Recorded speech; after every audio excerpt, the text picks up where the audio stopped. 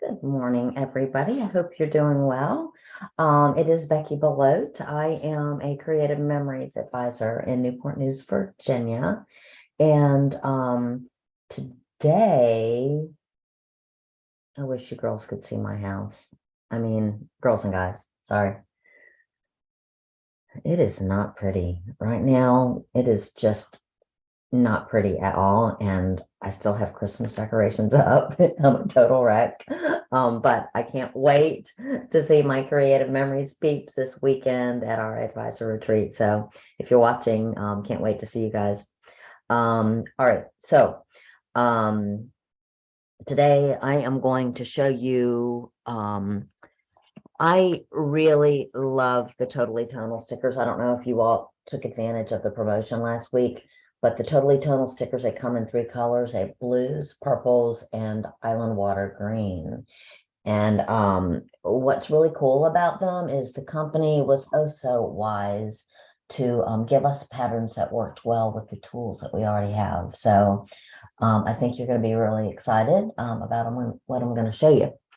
So I'm going to first pull out a page that we made last week because I'm going to finish embellishing it. So let me go ahead and change my screen. Okay. So this is a page I started last week. I didn't finish. It's got this crazy beautiful border. Remember this, right? Okay. And if you love this border, please go watch my Tip Tuesday from last week because I could lick this. It is so, at the end, I might even, if I have time, I might even kind of do a quick review of it. But I just think this combination of the damask border punch that just came out with the Flourish Vine, which is an oldie but goodie. And whenever I say oldie but goodie, you're taking a risk thinking you can get it later because those sometimes they disappear without much warning. And that's a keeper. All right. So, this beautiful border, I'm going to show you how to use your decorative trimmer a little bit faster and easier. Something I figured out that makes it so that they nestle. This is called nestling when the one fits so nice and close to the other one, where you want them to nestle perfectly like that. All right, so what I want to do though, I'm going to grab these stickers and I'm going to show you something super cool. So I think I pointed out last week, these little small circles, there's quite a few of them that are kind of in that size. Got some over here that are in that size. They're going to work brilliantly with your circle. So if you use your circle punch to cut a piece of cardstock and put your sticker on top, it fits really nice. And then we have some small squares. So if you do your small squares, those are going to work just like the circles with our square punch. Okay, so you cut a piece of paper with this, you take that sticker and put it right on, and it's going to be beautiful, matted. All right. But what you may not have realized is that you can also do really cool things with the bigger square and the rectangle, like these guys. What they've done is they've rounded the corners on them. All right. So I think they rounded the corners on them to tell us, hey guys, we had something in mind. Because they work really nice with our rectangle patterns, which are part of the cutting and oval cutting system. So a lot of people know that we have this system that you can get the mat, which I'm working on, the blades. There are 3 different blades for 3 different cuts on the outside of each shape and the inside of each shape. And also, we have the patterns, and this is part of a set of patterns. But, oval, circles, we've got irregular shaped ones like these, but also we have a set called gemstones, that are different shapes. Okay. So if you don't have those, you may want to take a peek because my accessory ones, though I don't use as often, when I have to use them, they really give a really nice wow factor. All right, so today what I'm going to do is finish up this page. I have a little journal box that I think needs a little wow right there. So let me show you what I'm going to do. I'm going to grab a piece of cardstock. Doesn't need much because I'm cutting on the inside. And if you're unsure, take your sticker. I'm going to use one of these oval stickers here. And when I plop it down, what you see is quite a bit of space between this and the sticker where it breaks off. So I'm probably, I forget which one I actually used. I think I'm going to actually use my red blade on this. All right, so just to be on the safe side. So if you use my red blade, there's little railroad tracks on the outside if you were going to do a bigger shape, but I'm going inside for this smaller rectangle with these dramatically rounded corners.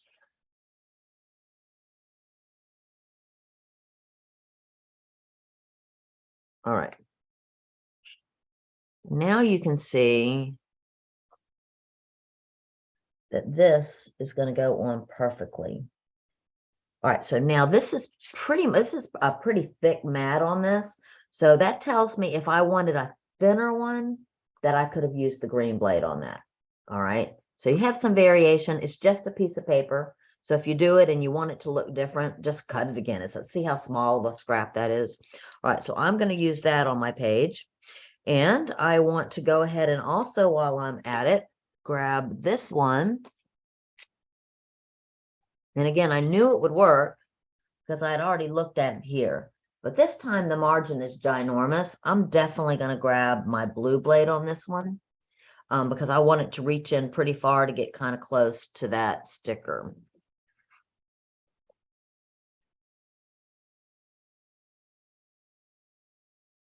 All right, let's see here.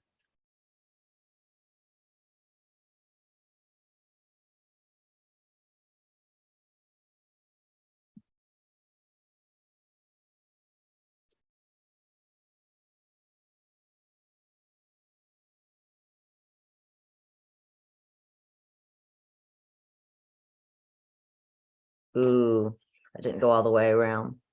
That means I need Mr. Scissors. I lost my train of thought and didn't finish going around the corner. It's really hard to match them back up, so I'm not even going to try. All right, so that takes care of that. So now you can see, grab the sticker that I was thinking of, actually. I think it's this one. Yeah, that is exactly what I wanted. All right, so now what I'm going to do, get those blades out of the way, put this back, and let's find a place for these guys. All right, so I was thinking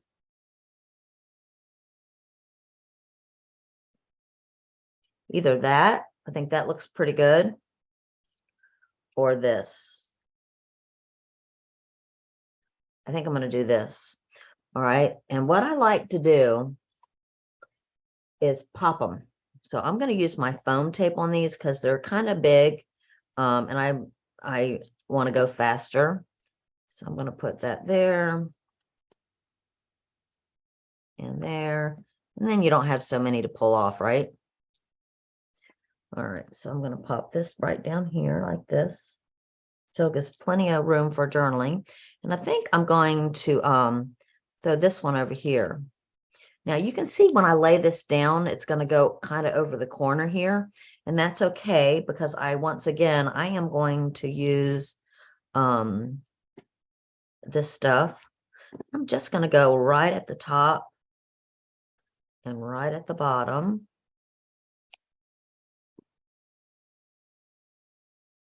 Y'all use this foam tape? I hate it when you can't talk back.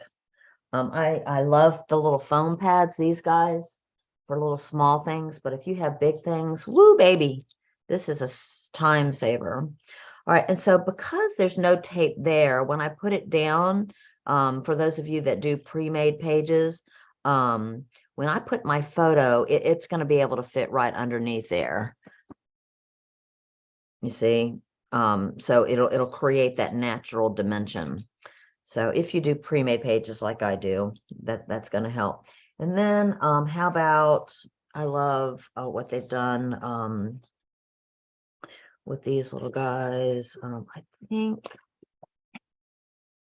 I'm gonna throw, this is kind of like a joy, celebrate, so happy you're the best, maybe some kind of celebration page. So I think I'm gonna throw down just a few of these little guys.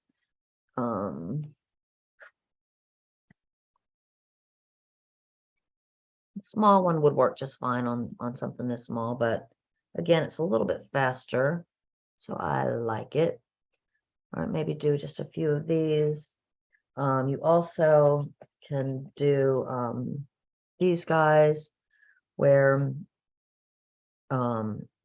it's just like a little banner, and then you can put the little words.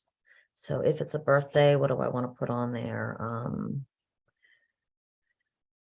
About dream big. Now this one is a job. This is so small, I probably would use little small foam pads. I love foam pads. I just love the dimension it gives. It's just an eyeball interest that I think just really adds to your pages. So if you haven't tried them, reach out. All right, so what do you think about that? Is that stinking beautiful? All right, so I wanted to show you that. The next thing I wanted to show you was how to do these really borders fast. I think that our decorative trimmers, I don't see you using them as much as you should. It's just a great way when you're sitting there scratching your head, you know, what border do I want to make? It's a border that will work with anything.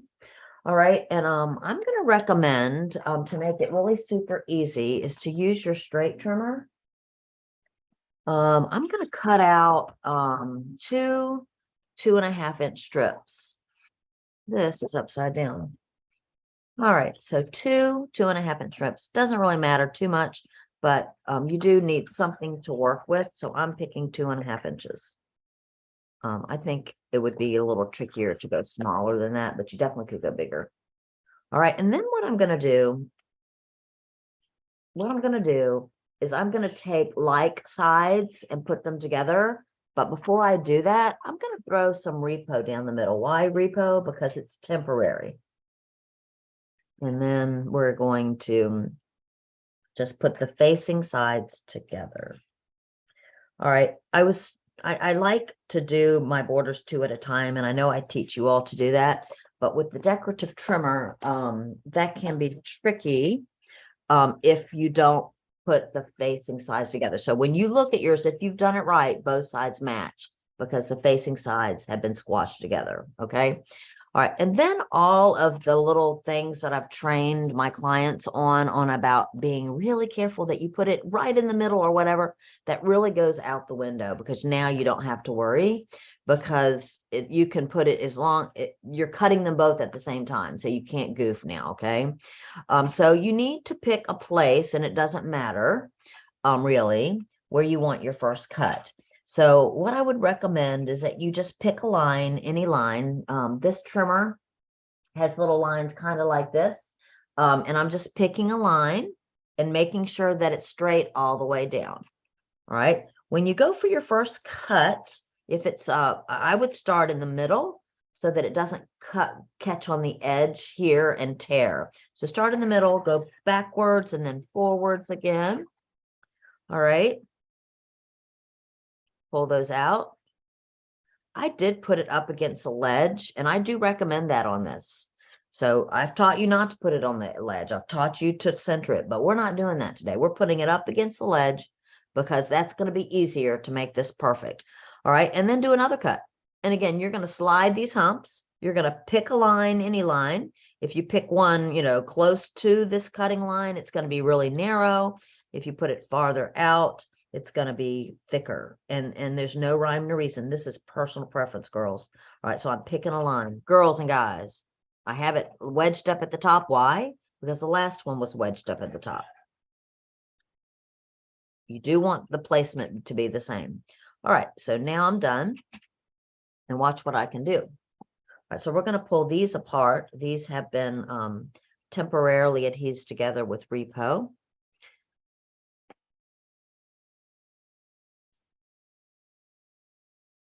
All right. And now you can make borders. All right. Let me grab a piece of cardstock or something to build on. This is one that I've kind of chopped into, but we can use our imagination. All right. So you can put one up and one down. Now, I don't guarantee that both of these are going to fit perfectly on this, but one of them is going to fit perfectly on this in the other direction. So it's not going to be this one. All right.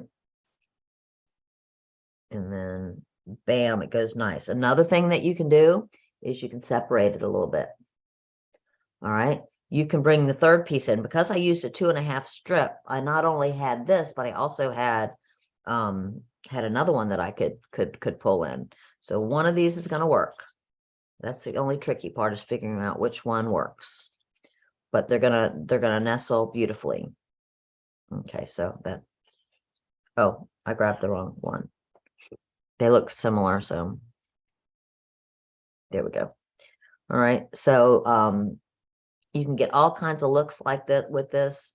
You could put it over here, and then the white could show through to look like another border there.